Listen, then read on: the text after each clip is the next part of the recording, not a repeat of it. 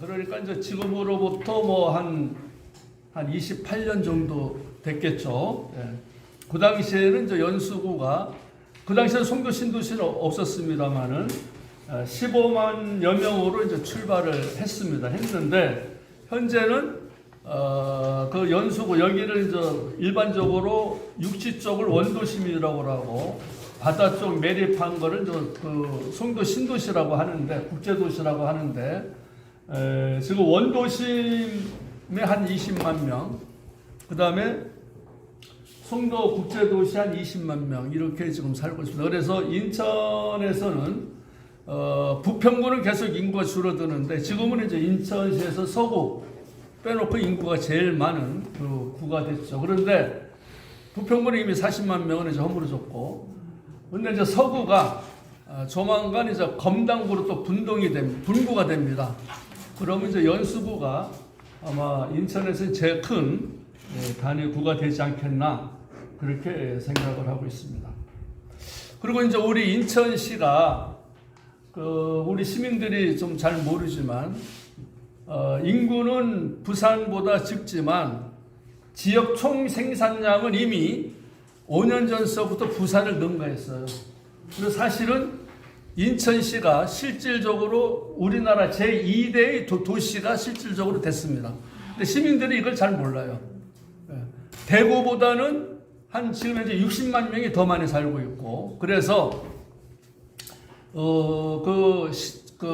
도시 총 생산량으로 따지면 인천시가 이미 전국 2대 도시가 됐다 하는 것을 좀 알고 계셨으면 좋겠습니다. 그리고 그 부산시가 인구가 제일 많을 때가 395만 명까지 올라갔는데, 지금은 얼마가 됐는가 하니 330만 명이 채 안 돼요.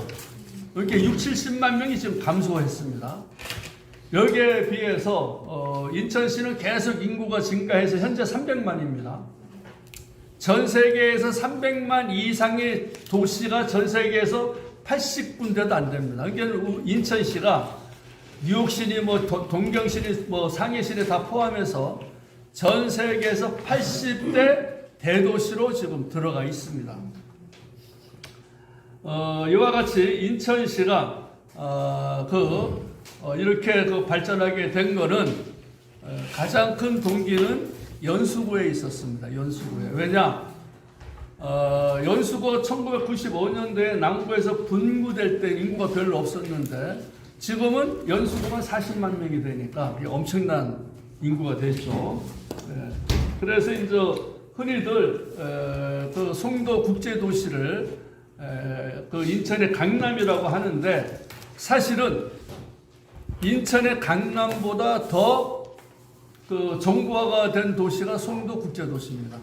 왜냐하면 그 최기선 시장이 그 민선 1기 95년도 민선 1기 전에 93년도에 YS 정부 때 인천시장으로 왔는데, 이제 그때는 이제 그 전서부터 저는 이제 최기선 시장과 뭐 잘 알고 해가지고 했는데, 그때 그 당시 저는 이제 인천경시련 정책위원장을 했는데, 그때 이제 그 최기선 시장이 시민단체와 아주 가까웠어요. 그래서 이제 몇 번 만나고 자주 만났는데, 내가 이제 그 당시에 이제 최기선 시장님한테 제안한 게, 처음에 그 송도 국제도시가 처음에 어디에서 먼저 했는가 하니 그 토지개발공사에서 먼저, 지금 여기 연수 택지, 이렇게 처음에 남동공단을 건설하고, 남동공단을 건설하다 보니까 여기가 기업체가 2만 개가 되니까 여기서 일하는 인구만 10만 명이 넘는 거예요. 그래서 바로 연수구를 택지 개발해서 만들어 놓은 겁니다. 그러니까는 그 당시에 그 연수구를 이 택지 개발해서 만든 원인은 남동공단 때문에 그렇지만 이제 그 연수구를 좀 만들다 보니까 이제 개발이 완전히 뭐 빨리 되고 하다 보니까 토지가 없는 거예요. 그래서 또 계획한 게 송도 국제도시를 만들기 시작을 한 겁니다. 근데 송도 국제도시가 처음에는 이제 500만 평, 500만 평으로 이제 계획을 잡았는데 500만 평의 인구가 25만 명으로 또 최기선 시장과 내가 이제 처음 계획을 할 때 그렇게 잡아놨어요. 근데 이제 그러다 보니까 이제 일부에서는 송도 국제도시를 건설하려면 거기에 방파제 세고 쌓고 막 해야 되니까 돈이 엄청나게 들어가니까 인천시가 예산이 없는데 왜 쓸데없이 저기 바다를 매립하느냐 그래서 그 당시에 부정적으로 많이 했었는데 근데 이제 다행히 이제 2002년도에 그 월드컵이 그 우리 인천의 문학경기장에서 열렸잖아요. 그렇죠? 네. 근데 문학경기장을 세울 때 산 하나를 깎았어요. 예, 들어오세요. 예, 들어오세요. 이쪽으로 앉으세요. 예. 그래서 문학산하고 그 옆에 있는 조그만 산하고 있는데 분흥지의 산을 완전히 다 깎았어요. 깎으니까 뭐가 나옵니까? 돌이 나오잖아요. 그렇죠? 예? 이 돌을 송도 매립한다 방파제로 썼습니다. 만약에 그 문학경기장을 하지 않으면서 그 돌을 해가지고 오려고 그랬으면 그 당시에 수도권이 없었어요. 그 수도권에 돌을 파낼 데가 없어가지고 충청도에서 가지고 올라왔었어요. 네. 석축을. 그래서 이제 다행히 그 문학경기장 지면서 나온 돌로 거의 대부분을 그 송도 신도시의 방파제로 짓는데 매립하는데 사용을 했습니다. 이와 같이 그 인천시가 그 옛날에 그 최기선 시장 초대 민선 시장 할 때 그때부터 요게 이제 그 95년도 민선 1기 인천시장 할 때 선거 공약집입니다. 제가 그때 정책위원장 하면서 이걸 다 최기선 시장하고 다 했습니다. 여기가 142개의 선거 공약이 있습니다. 그래서 이것이 처음에는 제가 그 선거 공약 원본을 최기선 후보한테 드리니까 이제 밤새도록 읽고서 그 다음날 전화가 온 거예요. 시장실로 잠깐 오라고 해서 갔더니만 이걸 어떻게 다 하느냐 얘기예요. 그 당시에 여기에 보면은 그 사업마다 예산이 다 들어가 있습니다. 약 9조가 돼 있는데 그 당시에 인천시 예산이 6천억 분이 안 됐어요. 그러니까는 시장 4년 동안 해봤자 한 2억 4천이잖아요. 어떻게 다 했느냐? 민선 1기가 시장이 그 4년 임기 끝나면 하지만 1기 시장이 정책 변한 거는 20년, 30년으로 계속 이어간다. 그래서 그 당시에 여기에 담겨져 있던 게 트라이포트를 한 겁니다. 트라이포트. 트라이포트가 뭐냐 하면은 에어포트 인천국제공항, 시포트 인천신항, 그 다음에 정보화 포트 송도국제도시. 이게 그래서 트라이포트라고 해요. 이걸 그 당시에 저하고 최기선 시장하고 정책 결정을 해서 만들어 놓은 겁니다. 이것이 현재까지도 인천국제공항이 지금 지금 제 3활주로인가 이제 3활주로를 하죠. 대개 세계 최대의 공항이 활주로가 하나입니다. 일본의 간사이 공항도 활주로 하나입니다. 케네디 공항도 활주로가 하나예요. 근데 우리는 이미 2개의 활주로를 운영하고 있어요. 그래서 사실상 세계 최대 공항이 이미 된 겁니다. 그러면 그 내년에 내후년에 제3활주로가 또 개설이 됩니다. 그 다음에 최종적으로 우리가 계획한 게 그 당시에 계획한 게 4활주로입니다. 그러니까 세계 활주로도 전 세계에 없어요. 전 세계에 없습니다. 이게 그래서 인천국제공항이 동북아의 허브공항입니다. 그래서 저희들이 계획한 건 뭐냐? 그 당시에 그 인천국제공항을 만들 때 인천국제공항이 동북의 허브공항이라 그 당시에 인구 100만 이상의 중국하고 우리나라하고 다 해봤더니 80군데가 나와요. 그래서 80군데에 보니까 거의 다 공항들이 있어요. 그래서 인천국제공항을 허브공항으로 만들고 나머지 중국이나 일본이나 베트남이나 가는 거는 인천국제공항에서 갈아타도록 그렇게 계획되어 있는데 지금 일부 그렇게 하고 있습니다. 그리고 또 24시간 공항을 운영하도록 전천후 공항을 한 겁니다. 그래서 지금도 일부는 야간에 계속 뜨고 내리고 그러고 있습니다. 지금도. 그래서 24시간 그리고 이제 연간 1억 명이 이용할 수 있는 그래서 지금 현재 인천국제공항은 10년째 세계 1위 공항으로 지금 계속 고수를 하고 있습니다. 이건 인천의 자랑이고 그 당시에 인천국제공항 할 때 이제 영종 주민들이 공항 반대를 굉장히 극렬하게 반대를 했어요.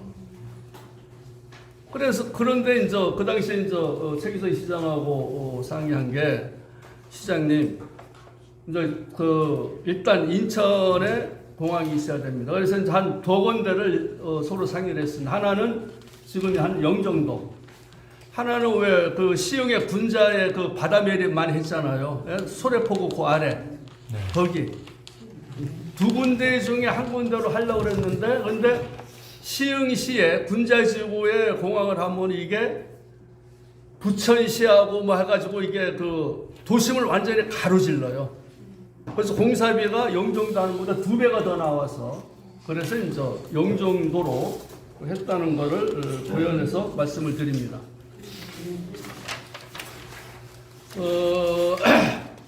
그 연수구는 아까도 얘기했지만 원도심과 신도시가 있어요. 원도심은 이제 지금 현재 여러분이 여기 지금 앉아 있는 그 비루 백제 시대 때서부터 그 문학산 남쪽은 저 옛날에 비루 백제의 수도였었습니다. 그래서 지금도 청량산 제가 할 때 청량산 거기에 청릉이라는 데가 있어요. 청릉이라는 얘기 들어보셨죠? 청릉이 뭐냐면 옛날에 비루 백제의 왕의 무덤들이 있었습니다. 지금 청학동 이거는 청량산 동쪽 그쪽에 터널 들어가는데 그래서 옛날에 이제 청량 주민들이 옛날에 무덤을 팔 때 임금처럼 비단 청룡포를 입고서 이제 청룡포만 보이는 거죠. 그래서 비루백제의 수도였다는 것이 해서 거기도 지금 그 다음에 백제우물터가 있습니다. 백제우물터 들어보셨어요? 그 백제우물터를 저희들이 발견해가지고 그 백제우물터 비석을 옛날에 신원철 초대 구청장 있잖아요. 신원철 청장하고 나하고 같이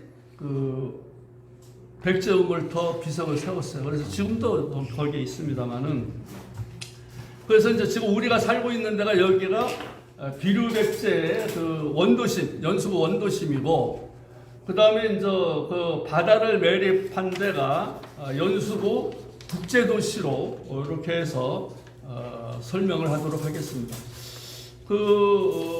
연수구의 원도심은 아까 대충 제가 설명을 드렸고 송도 국제도시, 이거는 송도 신도시를 말씀을 드리겠습니다.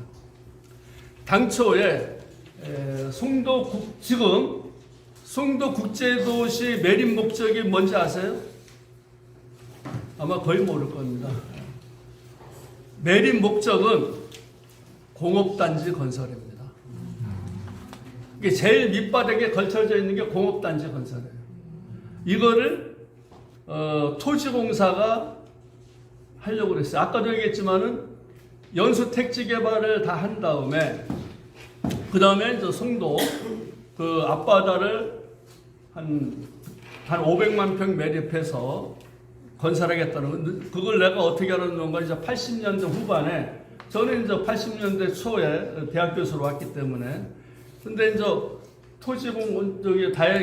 토지공사 인천지사 공사과장이 이제 나랑 대학 동기였었어요.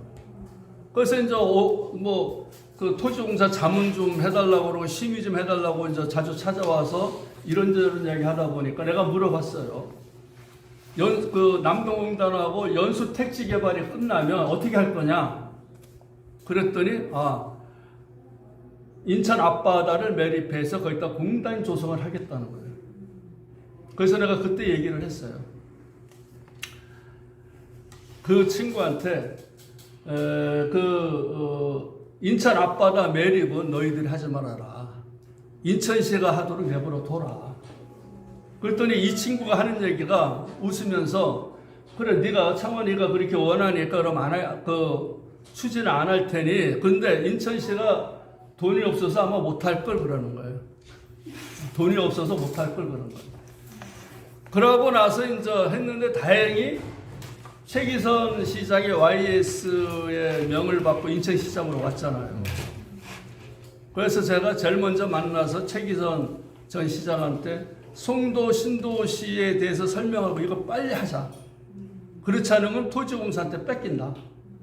그럼 토지공사는 항상 공단 조성이에요. 지금 저렇게 대도시 개발이 아닙니다. 그러면은 인천의 먹거리가 그 당시에 하나가 없어질 뻔한 거죠. 그래서 이제 내가 최기선 시장하고 상의하고 이거 선거 공약도 이제 만들면서 이렇게 쭉 해니까 이제 확신이 들어간 겁니다. 그래서 제안한 게 이제 트라이포드 아까 얘기했죠. 송도 정보화 도시, 그다음에 에어포트 인천국제공항, 시포트 인천 신항 이렇게 이제 추진이 된 겁니다. 그래서 이제 송도 그러면은 송도 국제도시를 어떤 방향으로 건설할 거냐? 어떤 방향으로? 예? 그냥 단순히 사람만 사는 걸로 할 거냐? 근데 아까도 얘기했지만은 가장 밑바닥에 뭐가 깔려 있다고 그랬죠? 공업단지로 깔려져 있다고 그랬죠? 네. 그래서 바이오 직스가 들어오기 시작한 겁니다. 그래서 센트리얼 바이오 직스 있죠? 그죠? 인천대학 옆에 거기가 한 7만 평 됩니다. 그 다음에 삼성에서 509에 또 그 10몇만 평 지금 바이오직스가 하고 있어요. 그 다음에 1109도 계속 바이오 산업을 할 겁니다. 그래서 현재 바이오가 이제 그 생약 의약품이잖아요. 예? 이게 바이오가 지금 세계 최대 생산지가 인천입니다. 인천. 이거는 누구도 앞으로 따라오지를 못해. 그래서 삼성그룹도 전자 이것보다도 더 신경 쓰는 게 바이오입니다, 지금. 바이오입니다. 그래서 삼성도 어떤 일이 있든지 간에 그래서 지금 1109가 한 250만 평인데 그 중에 그 200만 평이 이제 공단 조성으로 가고 있어요. 그래서 아마 바이오직스가 상당히 세계에서 생약 처리하고 이게 생약이 처리가 되면 그 다음에는 의약품이 되잖아요, 그죠? 지금 흔히들 얘기하는 의약품은 독일이 최고라고 그러잖아요, 현재. 근데 앞으로 몇 년 후면은 의약품도 우리나라가 세계에서 최대 아마 생산국이 되지 않겠느냐 하는 게 그래서 이제 송도 국제도시가 하는 게 원래는 송도 국제도시가 원래는 뭐냐면 처음에 우리가 명칭을 잡을 때 송도 정보화 도시라고 그랬어요. 그 얘기 들어보셨죠? 송도 정보화 도시. 정보화 도시는 뭐냐? 미국의 왜 IT 세계적인 도시 있잖아요. 실리콘밸리. 실리콘밸리. 미국의 실리콘밸리처럼 송도 국제도시도 정보화 도시로 해가지고 동북아의 정보화 도시를 만들겠다 해가지고 그것도 지금 계속 추진하고 있습니다. 그래서 송도 국제도시가 앞으로 우리나라 미래의 먹거리의 상당 분야를 아마 그 차지할 것이고, 그리고 송도에도, 그리고 또 하나는 인천이 외정시대 때서부터 집값이 제일 많이 나간 데가 어딘지 아세요? 외정시대 때서부터. 여러분들 왜 그 청량산 상륙작전 기념관 아시죠? 네. 그리고 그 시립박물관 아시죠? 네. 그 뒤에 길 하나 있죠? 네. 그 뒤에 청량산 그 사이로 거기에 가면은 이길려 예. 원장의 집이 있죠. 네. 그 다음에 센트리온. 지금 현재 우리나라에서 돈이 제일 많은, 현금이 제일 많은 센트리온의 서정준 회장 또 집이 거기 있습니다. 그래서 거기가 외정시대 때서부터 처음에 이제 왜 송도유원지가 생겼는가 하니 수도권에 일본 사람들이 이제 하면서 놀 데가 없는 거예요. 그래서 만들어 놓은 게 송도유원지를 일본 사람들이 만들어 놓은 거예요. 그러고 청량산 아래 고안했다가 일본의 최대 별장. 과거에는 제가 알기로 거기 일본 총독 별장도 거기에 있었다고 그러더라고요. 그러니까는 그렇게 이제 그게는 우연히 뭐 그게 집값이 비싸고 개발된 게 아니에요. 그 역사가 다 있는 겁니다. 그와 같이 여기 우리가 살고 있는 이 연수구는 어떤 의미에서는 인천의 보물 같은 도시다. 이렇게 저는 주장하고 싶고요. 그 다음에 재작년에 인천 신항이 이제 드디어 개통을 했습니다. 인천항이 왜 크지를 못했는가 하니, 인천항이 5만 톤급 내지 10만 톤급 이상이 접안이 안 돼요. 왜냐하면 수심이 얕아서. 그래서 할 수 없이 바다 한가운데다가 화물선을 정박해 놓고 거기에서 5만 톤급 이하의 배로 실어 날른 거야. 이게 물류 비용이 2번 들어가죠. 그렇죠? 네? 큰 배로 외항 오고, 외항에서 또 작은 배로 실어 날르고. 그래서 이게 경쟁력이 없었던 거예요. 그런데, 그 당시 이제 신항 처음 이제 개발하려고 막 최기선 시장하고 상의해가지고 이제 어느 정도 다 됐는데, 인천항의 항만업자들이, 선주들이 인천시를 찾아온 거야. 그래서 시에 비서실장이 급히 좀 들어오라고 그러더라고. 그래서 들어갔더니 인천의 선주협회 회장단들이 배가 작으니까, 그러니까 인천신항을 큰 배가 인천신항으로 오면 지네들이 할 일 없잖아. 큰 배로 왔다가 이렇게 날려야 되는데 반대한 거야. 그러고 내가 항만협회, 인천 항만협회 회장하고 있는 임원진들한테 당신들은 내 이렇게 나보다 나이가 많고 하지만 당신들은 인천 역사의 죄인이다 그랬어요. 그러니까 깜짝 놀라. 왜 그래서? 아니, 외정시대 때 인천항이 부산항보다 물돈량이 더 많았다. 그런데 지금 뭐냐?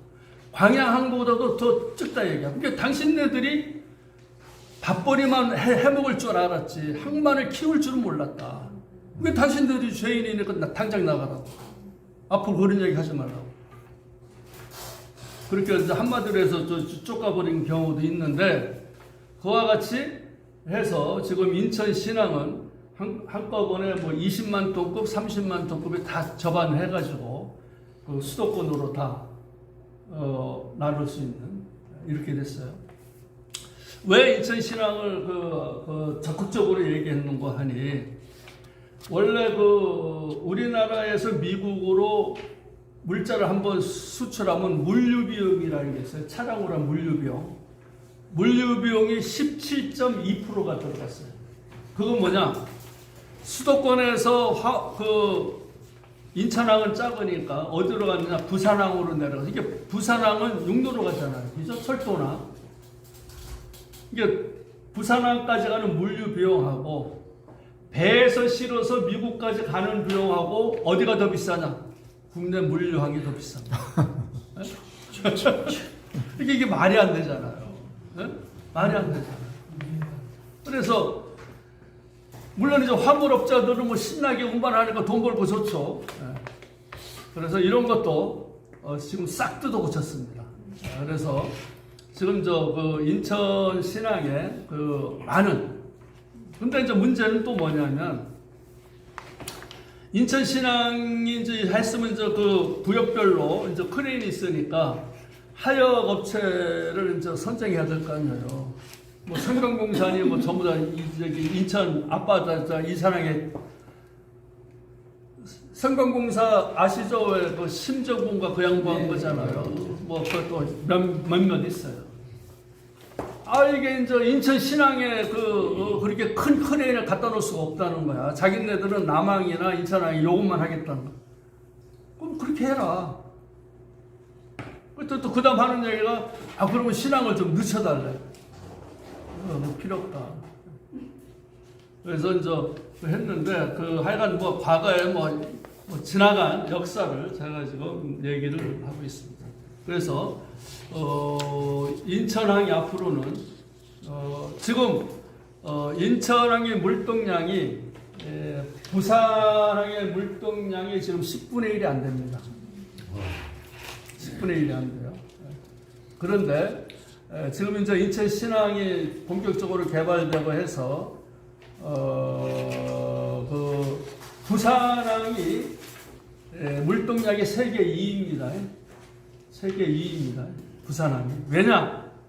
인천항이나 광양에서 그 수출되는 게 거의 전부 다 부산항으로 내려가기 때문에 그런 거예요. 그래서 아직도 정부는 투포트 정책을 하고 있습니다. 투포트 정책이 뭐냐? 두 개 항이죠. 하나는 부산항, 하나는 광양항이에요.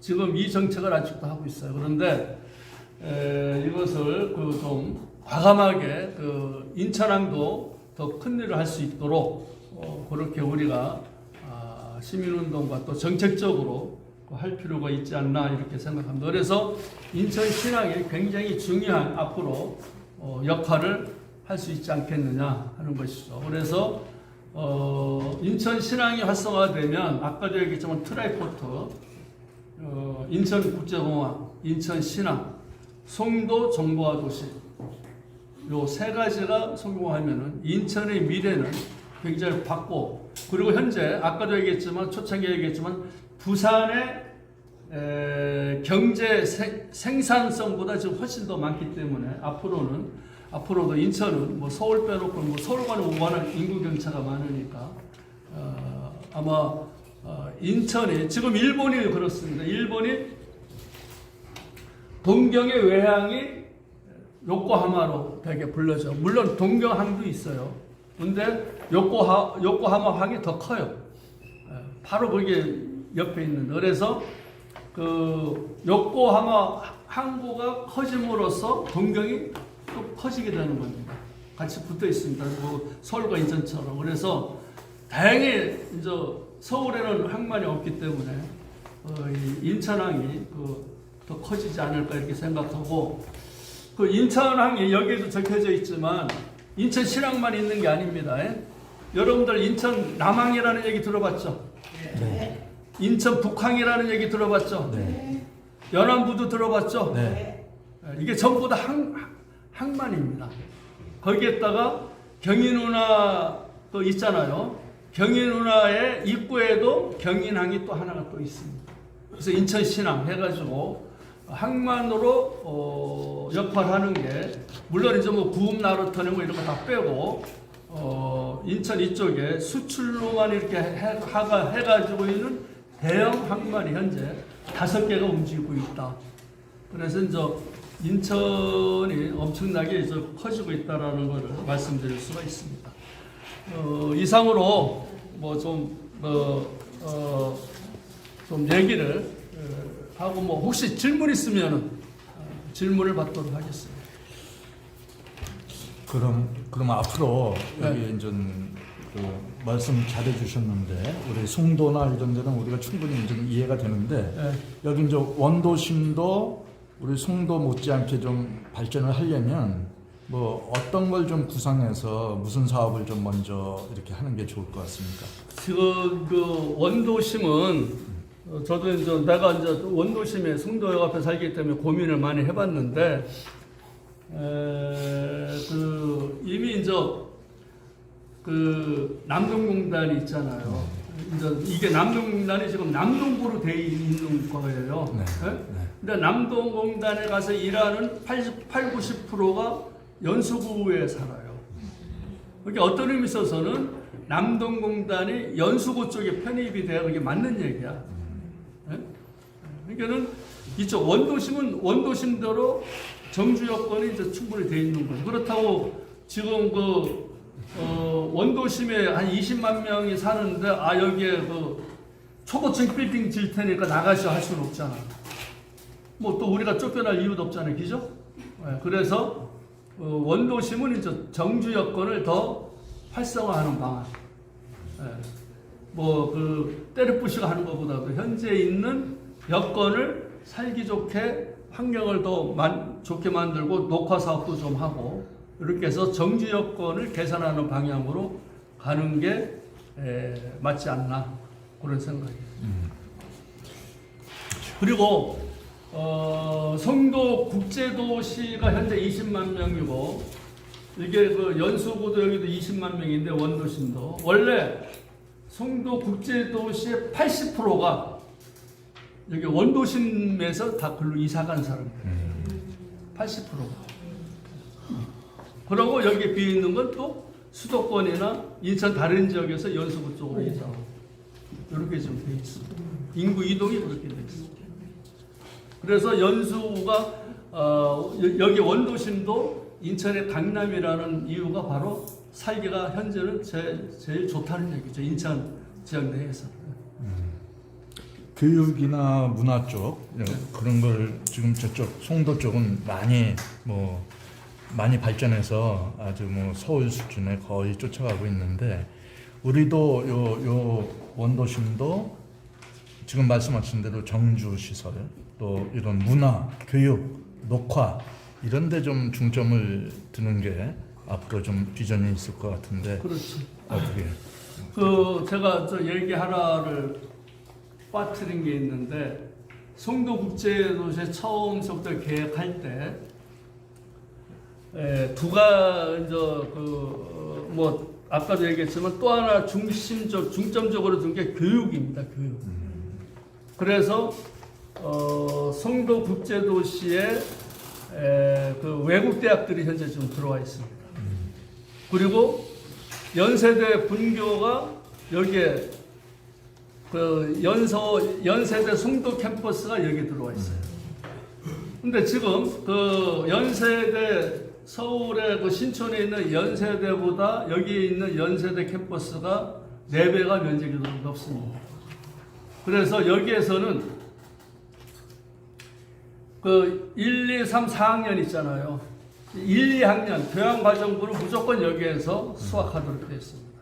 그 다음에 대학원 과정도 여기에서 수학하도록 되어 있고, 그 다음에 여기에 그 연세대 송도 국제 캠퍼스라고 합니다.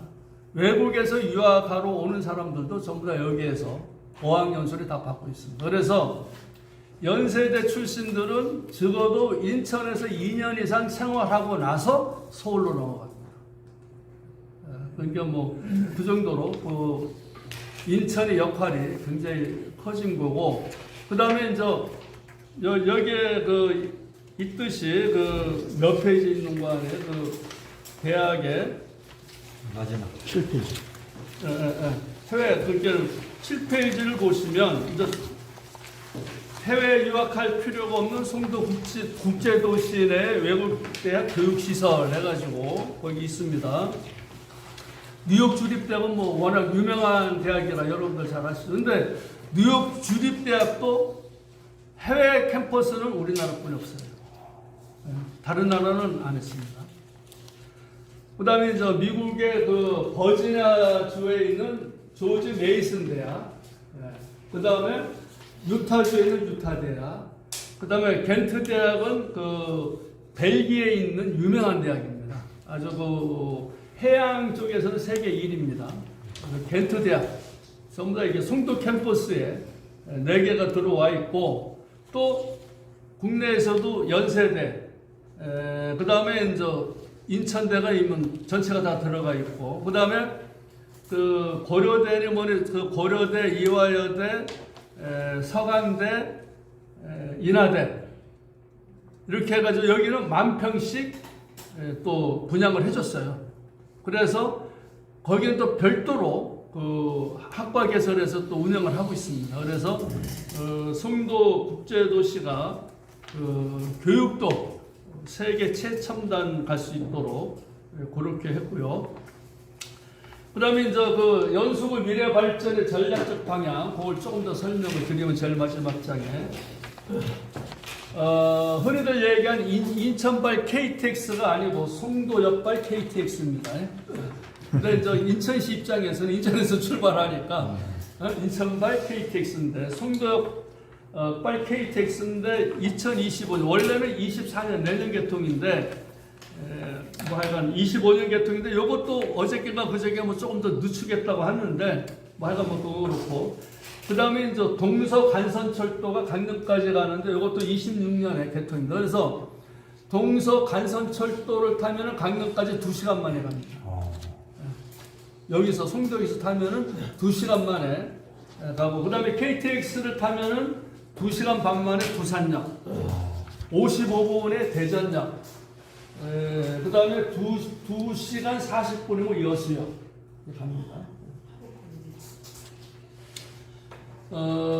그래서 이제 요거는 정상 추진이 계속 지금 하고 있다는 걸 말씀드리고, 아까도 얘기했지만 이제 세계 1위 바이오 산업의 지속적 발전, 그 다음에 세계 10대 정과도시죠. 요즘은 정과도시라고 잘 얘기 안 하고 지식 정보화 도시라고 합니다. 지식자는 이제 앞으로 그 앞에 들어가는데, 지식 정보화 도시로서의 발전이 필요하다 하는 것이고, 그 다음에 이제 연수구가 수도권 및 인천의 교통 중심지입니다. 여러분들 그걸 아셔야 돼요. 왜냐면 경인, 제2경인은 바로 그 문학산 북측에 바로 다니잖아요.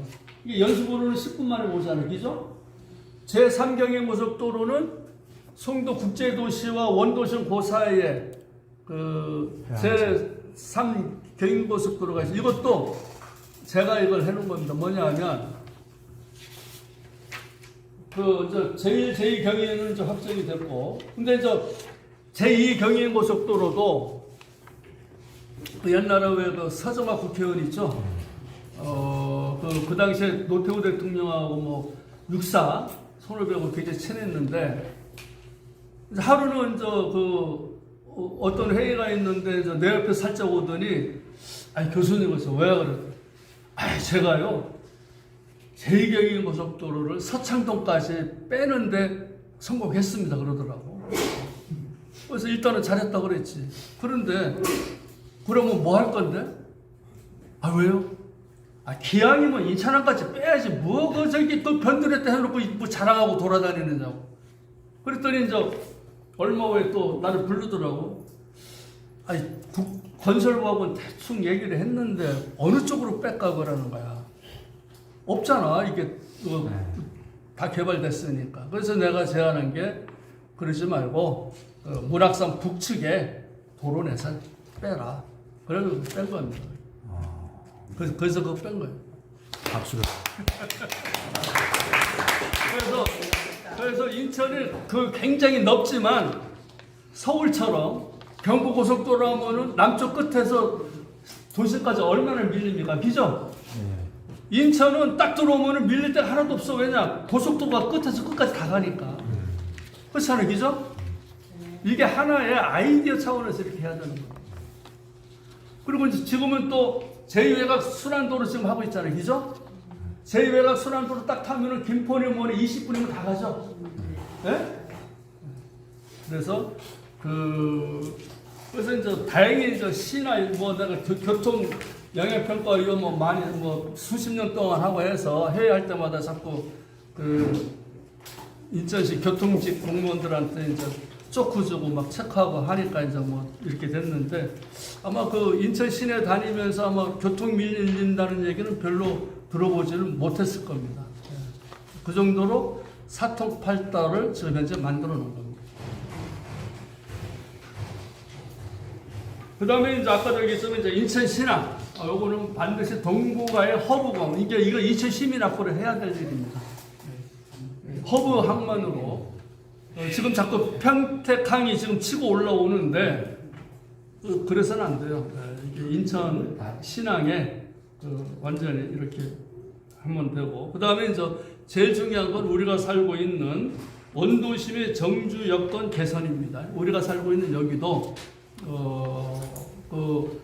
이렇게 두면 자꾸 슬럼가가 되기 때문에 이미 좀 이건 반드시 틀린 얘기 맞는 얘기는 아니지만 한방마을 같은 경우는 이미 외국인들한테 점령당했죠, 그죠?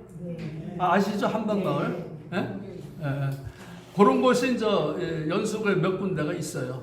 예, 그 이슬람 쪽도 뭐 조선족 쪽 뭐 해가지고 근데 이제 그 양반들이 나쁘다는 건 아닙니다만은 이제 같이 동생하고 뭐 이제 지금 연수구민들이 다행히 이제 반감 없이 그 양반들하고 잘 이렇게 같이 사니까 좋은 겁니다. 그래서 그렇지만 이제 또 원도심이 더 살기 좋도록 연수구나 뭐 이런 데서 좀 노력을 좀 더 해야 되지 않겠느냐 하는 것이고.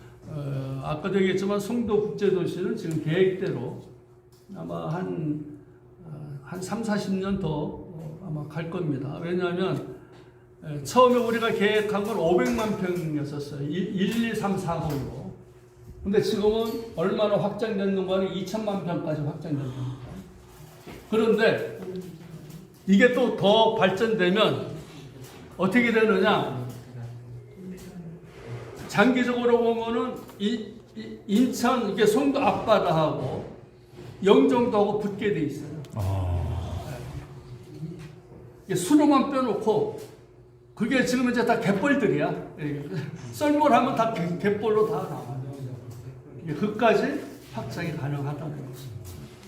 그래서 하는데 하여간 이건 제 생각인 거고 아마 또 그렇게 되지 않겠나 하는 생각인데. 왜냐하면 이미 우리나라는 서울이 최대 약점이 뭐냐면 개발할 초지가 없는 거예요. 근데 인천은 바다 매립하면 계속 넓어가니까 벌써 인천이 살기 좋은 동네다라고 얘기를 할 수가 있어요. 질문 하나 있는데 예. 여기 원도심에 노인 인구를 비례해서 우리 미래 세대 아주 어린 미래 세대 초등학생, 유치원 초등학생 그 정도를 아주 어린 미래 세대를 위해서 이 원도심에다가 어떤 기반 시설, 그러니까 인프라 같은 거를 문화나 아니면 체육 시설을 건설하는 것이 얼마나 좀 효과가 있을까요? 그 예산 같은 것도 많이 들이지 않은 상태에서 그걸 건설하는 게 좀 아주 좋으신 생각인데요. 예, 아주 왜냐하면은 요즘은 이제 핵 가족화가 돼 있잖아요, 그죠? 네? 핵 가족화가. 근데 이제 연수가 이제 발전하다 보니까 어떤 의미에서 있어서는 이제 어린 아이들이 사실은 취약 아동 이잖아요. 약한 세력들이잖아요. 주장을 할 수가 없잖아, 어린애들이. 아주 좋으신 생각인데, 그거는 아마 이제 연수구 차원이나, 근데 지금 지금 현재 구청장 있잖아요. 뭐죠? 이재호. 이재호 구청장이 어린이집을, 국립 어린이집을 많이 지금 하고 있어요. 이재호 청장이 또 그건 좀 고향반 성격은 좀 고약하지만 그런 것도 잘 하고 있어요. 어린이집을 넘어서 그러니까 미래 세대 어떤 꿈과 내지는 좀 세계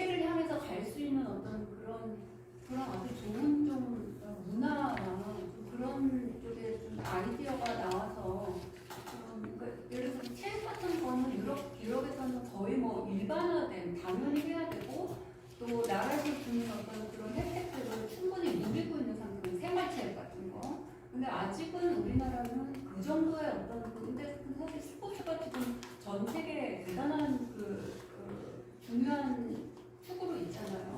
근데 우리나라는 특히 그 생활체육이라든가 이런 것들을 우리가 충분히 누릴 수 있는 어떤 그런 환경은 아직 안 되는 것 같아서 그런 부분들을 봐야 되니까 제 생각에 예산이 그런 상황이 예산이 아니 지금 제가 알기로는 왜냐하면 저는 이 분야에 대해서 문외한이라 뭐라고 얘기할 수는 없고 지금 아마 그 차 회장님 뭐 생활체육이나 이런 데에서는 예산이 많이 배정되고 있잖아요. 예?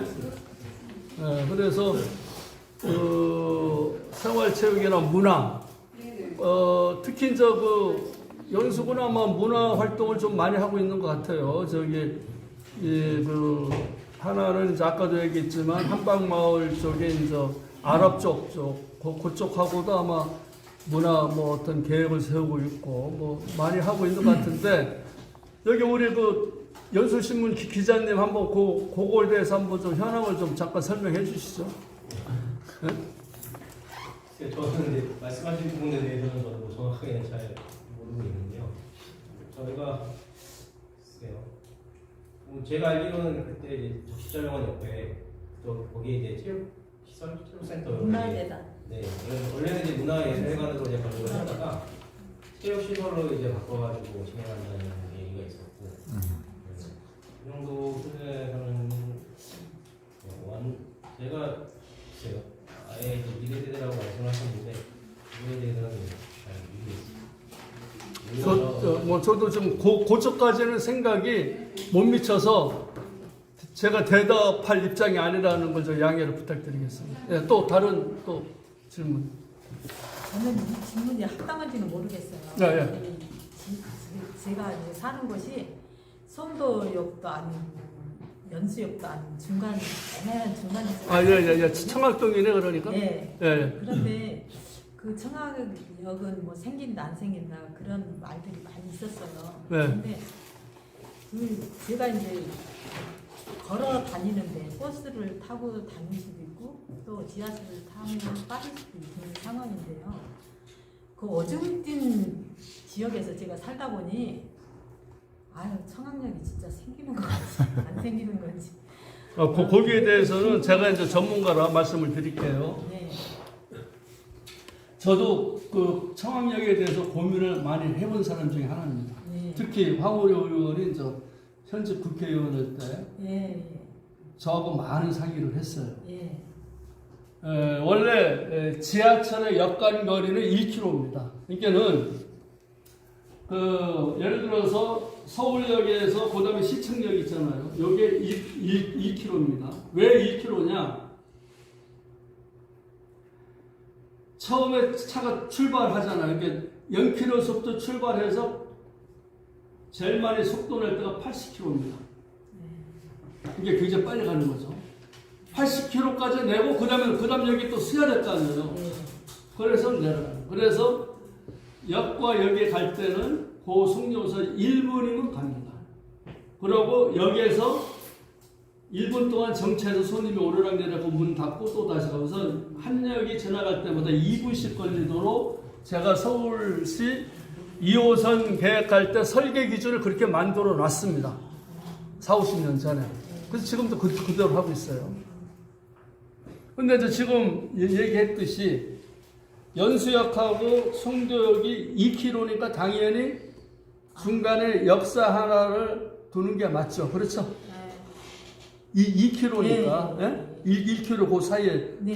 지금 1km 이내에 한 대가 수인선에 딱 하나가 있어요. 원인제역하고 연수역. 아 1km예요. 예. 요건 800m 뿐이 안 돼. 아 그래서 그래서 중간에 80km까지 속력을 못 내요. 근데 그 연수역을 이제 둘 수뿐이 없는 게 그쪽 인구들이 많이 살으니까 할 수 없이 뭐 그렇게 한 건데 그런 건 뭐 정상적인 건 아니지만 그건 뭐 어쩔 수가 없고 그래서 역과 역간 거리를 1km로 규정을 해놨습니다. 그게 이제 제가 50년 전에 이제 그걸 해놨는데 한 45년 되는구나. 그래서 그 하고 그다음에 그 당시에 12호선까지 할 때 아마 12호 서울시 같은 게 12호선 되면은 아마 그렇겠는데 그 자기네 집에서 나와서 300m 이내에 걸으면 역사가 다 도착할 수 있도록 그렇게 해놨습니다. 그렇게 바둑판식으로. 다만 이제 거기 중간에 강이 있고 중간에 산이 있고 뭐 터널이 있고 하는 거는 어쩔 수 없지만 그래서 12호선까지 되면 서울 시민들이 자가용 없이 일본 동경은 자가용 안 가지고 다니고 오히려 자가용 가지고 다니면 돈이 더 많이 들어가. 왜냐 거기는 일본은 고속도로 올라가도 돈 내야 되고 터널로 가더라도 돈 내야 되고 그래서 돈이 더 많이 들어가. 우리나라도 아마 장차 그렇게 될 건데 그렇게 일본이 그래서 일본은 동경이 그 몇백만 명이 사는데 낮에 도로에 사람이 없어요. 왜냐 다 지하로 다니기 때문에.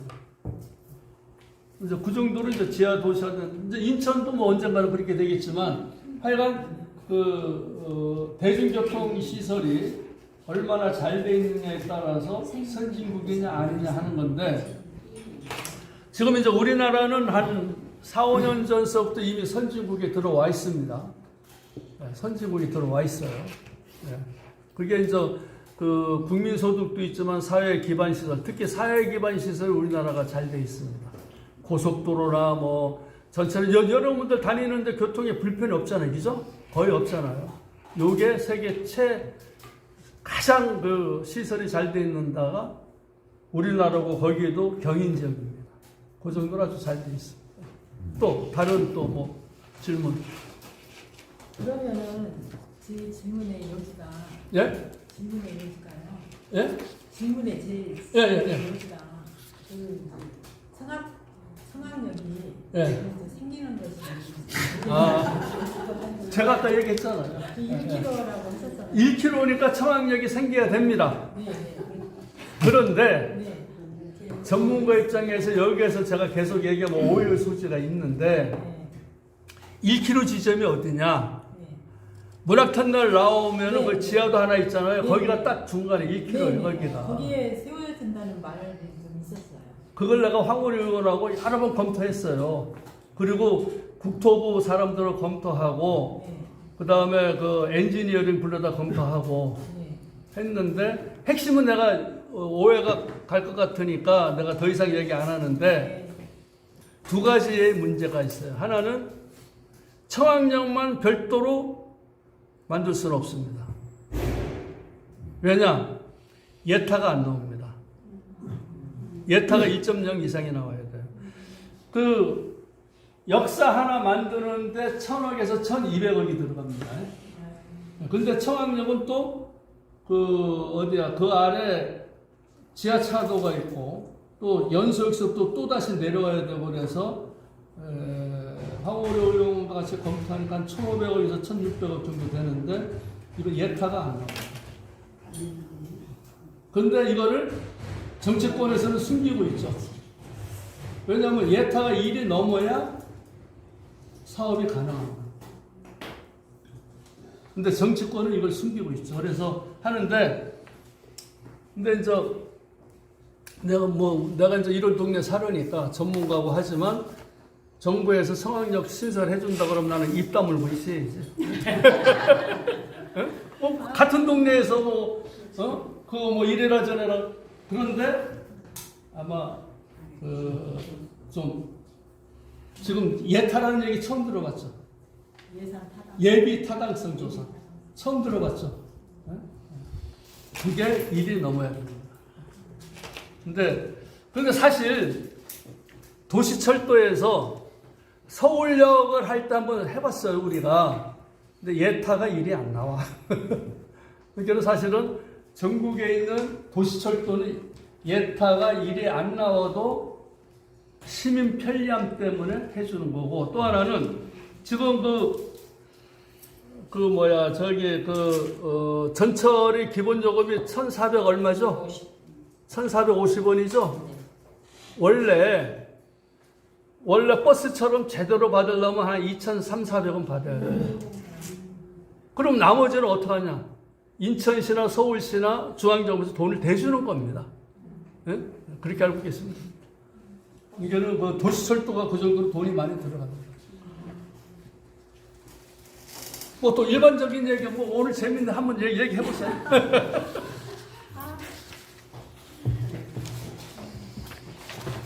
질문 한번 할게요. 네, 네. 혹시 취재하고 맞는지 모르겠는데 일반적인 질문이라고 말씀하시는 건데 지금 아까 보니까는 송도 신도시가 되게 발전하고 앞으로도 많이 발전할 거라고 얘기 많이 하시잖아요. 네. 근데 저희는 현재 지금 그러니까 원도심에서 살고 있잖아요. 네. 근데 제가 이제 조금 이제 그전에 통장을 좀 해봐서 그런지 몰라도 지금 송도가 인구수가 많이 늘었잖아요. 네. 그러니까 분구가 된다는 얘기를 많이 얘기하거든요. 네. 그렇게 되면 연수구 따로 송도가 될지 뭐가 될지 모르겠지만 그런 가능성이 있으면 아무리 송도가 발전이 돼도 우리하고는 거리가 멀어지는 상황이 참고적으로 예. 분구는 당부가 어렵다고 생각하시면 돼요. 그래요? 왜냐? 송도 국제도시에서 나온 재산세, 네, 예, 맞아요. 재산세 7, 80%가 연수구 예산이에요. 그러니까요. 말씀드리는데 그러니까는 연수구에서 송도 국제도시 띄워주면 절대 안 돼요. 돈이 어디서 나와? 저는 정부 차원에서 왜냐면 송도 사람들은 송도 주민들은 자기네가 분구가 돼야 된다고 말하는 사람이 많아요. 연수구에 그런데 그래서 분구가 이제 아까 돈 얘기를 했지만 분구가 송도 국제도시가 분구가 되고 싶다고 하더라도 분구가 안 되는 게 원도심 때문에 안 될 수가 있다는 거죠. 다행이네요. 그렇죠. 어떻게 그러니까 정책 위반자들은 잘 사는 데는 관계가 없어. 못 사는데 해야 될 거 아니에요. 그래서 그리고 이제 이 원도심은 인구가 계속 줄고 있어요. 예, 그 20만 명에서 이제 자꾸 줄어요. 예, 그건 뭐 할 수 없는 거고. 아 그렇습니까? 다행이네요. 그래서 그 분구는 대개 이제 한 4, 50만 명께는 분구가 적어도 서구처럼 지금 서구가 60만 명이 넘었거든요. 그런 데는 분구가 돼요. 검단구가 분구가 되는데 40만 명인데 연수구가 아무리 많이 늘어나도 원래 처음에 제가 최기선 시장님하고 송도 신도시 국제도시를 만들 때 최대 인구를 아까 얘기했죠 25만 명을 잡았어요. 근데 지금 30만 명이 넘어가잖아요. 왜냐면 더 확장됐기 때문에. 그래서 송도 국제도시는 뭐 한 40만 명까지 가지 않을까 하는 생각이 드는데 또 봐야죠. 그런데 분구는 당부가 어렵다는 거죠. 아 네. 한가지 질문 될까요? 예.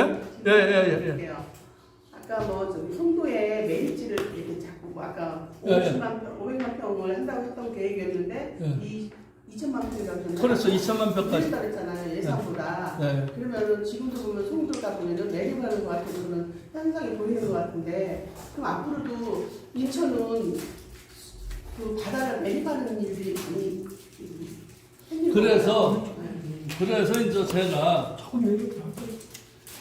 제가 11공고 매립 할 때 그때 내가 인천녹색연합 대표였었는데 그때 이제 11공고 매립을 할 때 경제청 차장이 있었어요. 오태석 차장이라고 시에 이제 도시계획국장하고 뭐서 이제 골로 갔는데 경제청 차장으로 갔어요. 근데 내가 11공고를 이제 매립 시민단체 차원에서 매립 허가를 해주면서 더 이상 매립을 하지 말아라. 그래서 지금 현재 내가 알기로는 거기서 아마 어느 정도 중단된 것 같은데 원래 계획은 영종도 아까 얘기했잖아요. 썰물 되면은 영종도보다 더 큰 갯벌이 나타나. 네? 또 인천 송도 앞바다 썰물 가면 또 갯벌이 나타나고.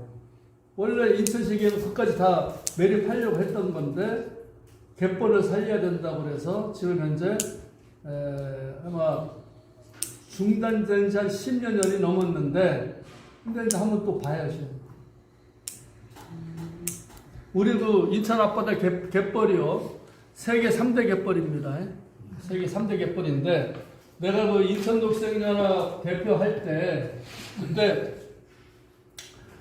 그 전국에 있는 그 환경단체 녹색연합들 다 모아놓고 서해안 갯벌을 살리자. 그래가지고 그게 한 10년이 넘었죠. 그래서 그때 인천시도 그때까지 갯벌 매립 계획을 해놓고 그 이후로는 현재 중지를 하고 있어요.